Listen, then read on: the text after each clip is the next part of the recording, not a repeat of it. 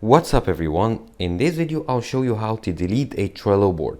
However, you must know that in order to do so, you must open Trello on your web browser or on your computer, not through the phone. The mobile app doesn't have this feature.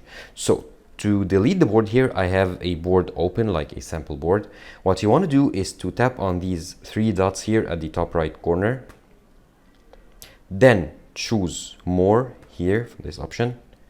And then you'll find here an option to close the board. You can close the board and it'll tell you that you can reopen the board from your board's page. So this board will be closed. It won't appear as a board on your board's page, but you can reopen it at any time.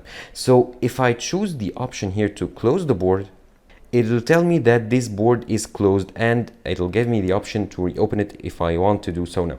But here below it, you find the option to permanently delete the board. If I click on it to choose it, this board will be permanently deleted from my Trello account. Thank you for watching this video. Subscribe to Online Success and click on the video on the screen for more help.